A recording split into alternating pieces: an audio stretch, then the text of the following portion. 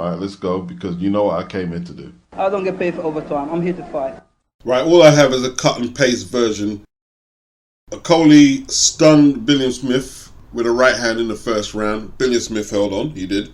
Fourth round, lazy, pouring jab type of punch OKOLIE threw was countered by Billiam Smith's left hook very well. And Lawrence took the first count, knockdown of his career. In the fifth, Lawrence was having a good spell. And then he decided to initiate this clinch.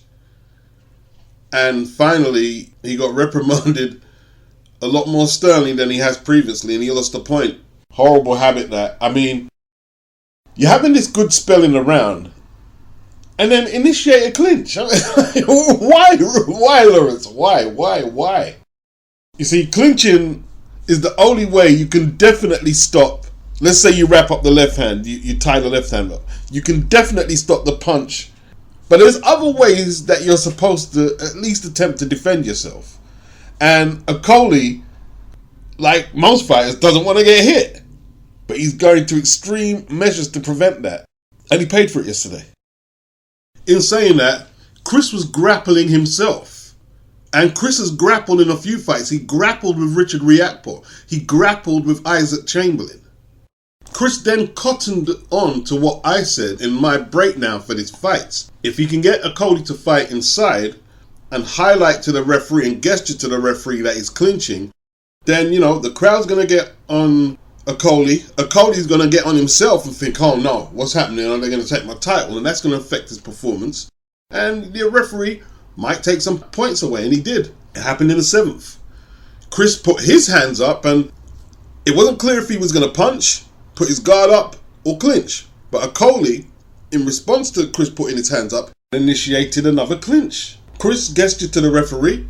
The referee took a point in the seventh. 2 points deductions for fouling and a knockdown against him. And then OKOLIE got Billiam Smith pinned against the ropes and threw a volley to his body. Chris went through the ropes. A knockdown wasn't scored. But apart from the first knockdown Chris scored, which was a clear knockdown, the knockdown he scored in the 10th, it could have been a left hook, but it was hard to really tell.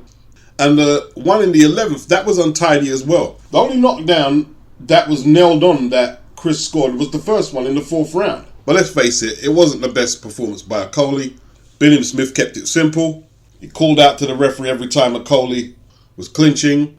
OKOLIE didn't help himself. His reputation came back to haunt him. He's saying there's a rematch clause, but Benjalom will be doing everything he can not to let that rematch take place straight away, because OKOLIE is a very disliked fighter.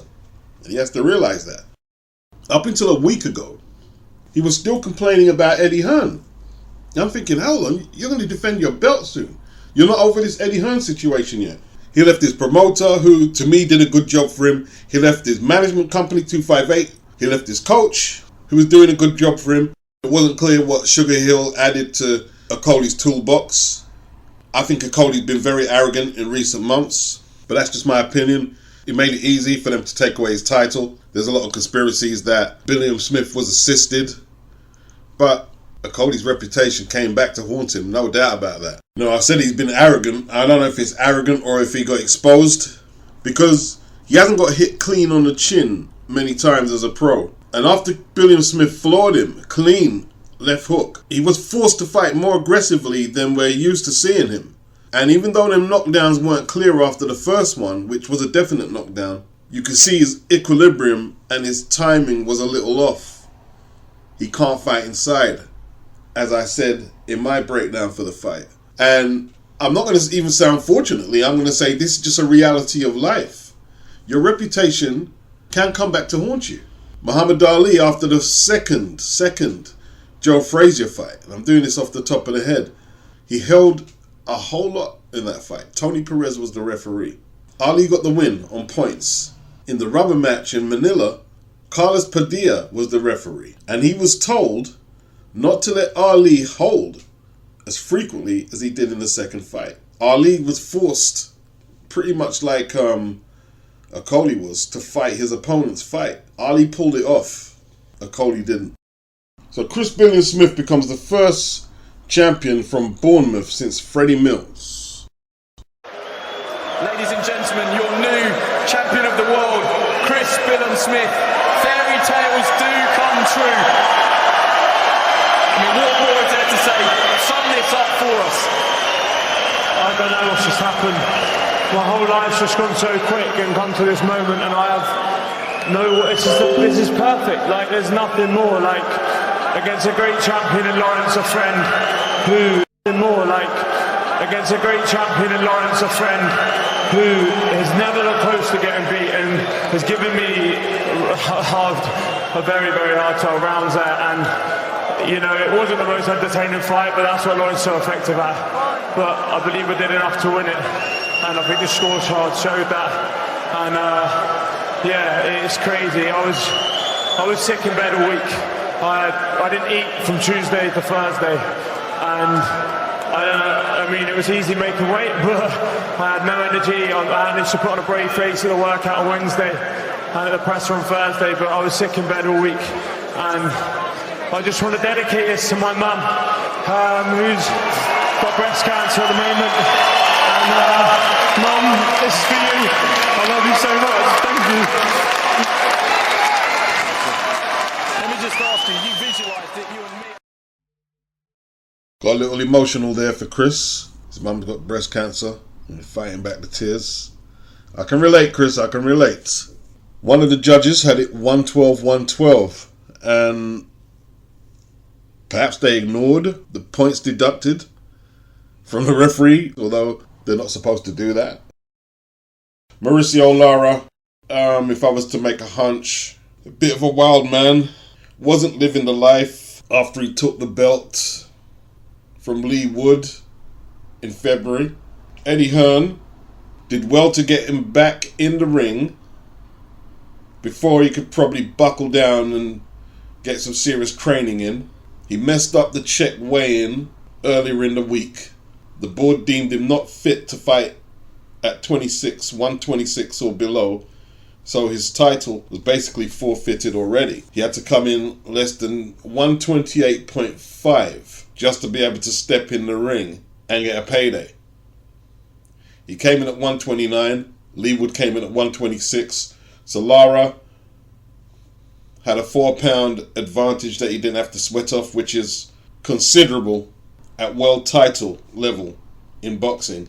Lara looked sloppy, falling over his feet, frame punches, falling off balance into the ropes, and timing wasn't there, didn't look hungry like he did for the Warrington fight, or even the first Leigh Wood fight. Although I'd argue Leigh Wood was outboxing him the first time around. And this time there was to be no repeat of the 7th round stoppage he scored earlier this year. Leigh Wood and Ben Davison prepared the perfect tactics. Like I said in my breakdown, well, I'm not a trainer, what do you do this time around? Don't hook with the hooker. Yes, Lara does have exceptional power at featherweight, but the tactics were bang on this time around. You know, let's not pretend that Lara didn't land. He did land at times, but Leigh was not walking on to none of the shots. The tactics were spot on. They got their angles right. Lara couldn't get Leigh to walk onto none of the shots, which diminished a lot of the power. By the time a lot of Lara's shots hit the target, the punch had too far to travel to be effective. And while Leigh Wood did throw hooks, he didn't throw them from long range, so he could get countered and taken out like he did in the first time. He shortened up the hook. The range, control, the footwork was excellent. The jab to the body was the perfect solution to stop Lara getting set to throw his big punches. And you might want a more detailed breakdown. Yeah, I get that. But one round very much looked like the next round, and the next round very much looked like the round before that. There was a knockdown in round 2, short left hook. Lara took to the canvas, and Leigh dominated the fight and got his belt back. It's as simple as that, really. I'd done a hangout thinking this was going to be a tougher fight. Everyone seemed to be more interested in what was happening in Bournemouth rather than Manchester, where Lawrence OKOLIE lost his WBO title. Great performance by Leigh Wood. Carl Froch is supposed to be his mate. They're both from Nottingham. Carl is a total PRIK. You know, it was around the night for the 10th. Carl was saying, Oh, we need to see Lee be a bit more urgent. A bit more urgent. What are you talking about? He's sweeping the fight. What are you talking about? He's just a hater. I don't think he wanted Lee to win. He wants to be the only known fighter from Nottingham. What a piece of crap he is. But the Indian summer continues for Leigh Wood, 34 years of age. He wants to fight at the City Ground next. He wants to fight in front of his hometown fans. He called out Luis Alberto Lopez, who was in Belfast shortly before Leigh Wood regained his belt, knocking out Michael Conlan. It says stopped here, but no, he knocked Michael Conlan out. And the telltale signs were there from the start, as the unpredictable Lopez was aiming right and left uppercuts all night from all angles. Michael Conlan, I don't know if it was the tactics or if it was the boisterous Belfast crowd spurring him on, opted to stand and trade, which is not a favourable style for Michael Conlan. And he's been ironed out twice in his last three. The other one was to Leigh Wood when he challenged for that WBA title last year in a classic fight. Lopez makes the first defense of the IBF featherweight title that he took from Josh Warrington late last year. Now, will we see that unification between him and Leigh Wood? I doubt it. Not straight away anyway. I think Eddie's going to try and make Warrington versus Wood. Keep it in-house for a little while. As for Michael Conlan, at 31 years of age, it's going to be a long way back if he decides to carry on. It's going to be a long way back. You know, I remember around 2017 when him and Shakur signed up with Top Rank. They seemed to be on collision to clash at 126.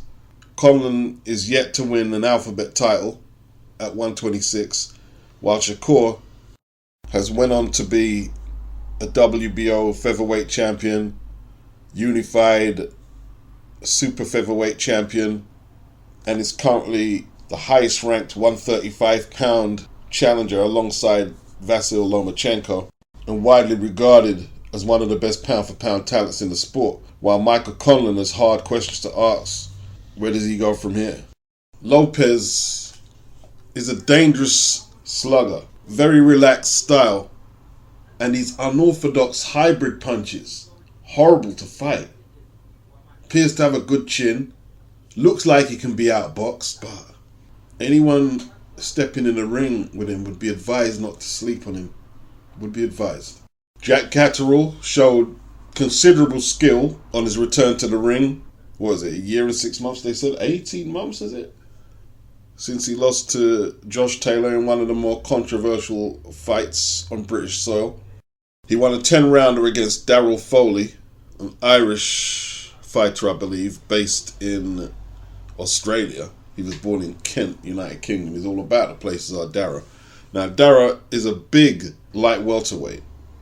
Looks bigger than 5'10", although Catterall is 5'7". Catterall's skill behind the jab was excellent. The way he doubled and tripled up at times. Not the most exciting fighter. And if he's in a fight like this, where he's already mastered his opponent in terms of technical ability, it might not be that exciting, let's just say that. But because Dara didn't move his head, was very strong, was very fit, and just kept coming forward, giving up his height, it was actually a decent fight to watch. It was a decent fight to watch. Dara, you know, had a full camp to train for this, coming off the Robbie Davis win. He didn't, or his coach didn't teach him how to cut the ring off.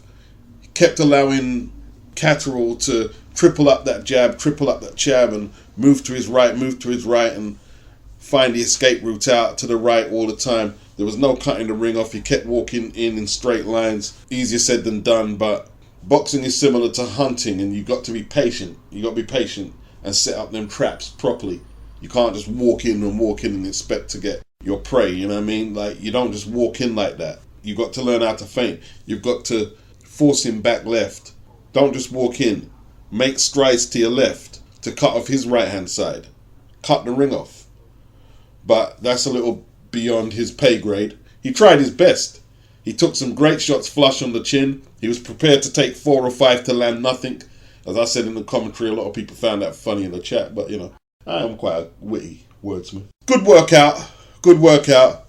Catterall, some good body punches, good Philly shell defense. Scored a knockdown in the 7th. Flash knockdown, but he hit his opponent very hard and he felt that shot. He floored him again in the 9th. This one was a more damaging knockdown combination. And that punctuated a really good night of boxing for Jack Catterall, you know. Like, if you're into skillful boxing, he gave a very, very, very good display of skilled boxing. It has to be said. Encouraging dialogue between the real Devin Haney, at real Devin Haney, and Rougarou. Yo, at real Devin Haney, come pull up to the fight in New Orleans in 3 weeks. I've got some ringside tickets for you. We're going to show you that Southern hospitality. At real Devin Haney, I'm thinking about it. I'm assuming Eddie told you about that little call I just gave him. And for the record, I called Eddie about making a Regis fight. He didn't call me. I don't see Devin re-signing with Bob Arum. He's got all the hardware now. He only signed with Bob because that was the only way to get at the hardware, to get the Kambosos fight. The PBC, I don't think he's going to want to take B-side to Tank Davis over there. That's the only real fight over there for him. But at DAZN, he won't be restricted. Even Eddie said, regardless of where Devin goes, now his contract is up with Top Rank, he should take 2 fight deals, just 2 fight deals. Don't tie yourself down for contracts anything beyond that. If Top Rank don't appreciate Devin, I'm sure DAZN will be happy to take him back. And I, as a DAZN sub, will not be complaining if Devin is back on the app. The PROGRAIS fight, that's a live fight. Jack Catterall's around. I don't know what Liam Paro's playing at. Looks a little injury prone right now. Richardson Hitchens, he's got that Montana Love fight coming up. He looks to be a very precocious talent. Jack Catterall, he fancies his chances against Regis PROGRAIS as well. He wants to put his name in the hat. But there's one guy who's not being spoken about, and that's Sandor Martin. And Eddie has a lot of people to accommodate at 140. And he may struggle to do it with only 1 belt over there at DAZN. He may struggle to do it. There might be some unsatisfied 140-pounders on DAZN. Can't forget Dalton Smith. I don't think he's ready for any of them names I've mentioned there. I don't think he's ready. Can the Subriel Matthias Regis PROGRAIS unification fight be made without some power struggle between PBC and DAZN? Or is that more Showtime and DAZN? The Tyson Fury story, well, Eddie said he didn't get the contract, obviously, but he is speaking to George Warren. Could be a fight between AJ and Fury in place for September. That's all we know for now. We're not going to get excited about that because Tyson Fury may be away with the Furies by tomorrow morning. You know, he can go from wanting to fight Anthony Joshua, Usyk, Wilder to, oh, I want to fight this guy on a Misfits card. So we just don't know what he's doing. I tell you what, yeah, this fight should be on a Misfits card. Yeah. The champion got his title shot after getting knocked out by Tank Davis. And the challenger is getting his title shot after getting knocked out by Tank Davis. And as the Beatnut said, got me steaming, about to flip my lip. Got me steaming, about to flip my wig. This shit is messed up. This shit is really messed up. Ryan Garcia talking about, let's get it. This one is for Barroso. No, let Barroso get a rematch against Rolly. And you go beat someone credible. There's nothing we can really do with Rolly. He's already benefited from the corruption. He's the champion. Tell Ryan to go fight O'Hara Davis. Yeah? Fight O'Hara Davis. I know O'Hara wants a straight shot, but yo, do something impressive for once. Instead of all these shortcuts. It's really annoying. It's annoying for me. It's annoying. Yes, I'm hating on it. I'm proud to be saying.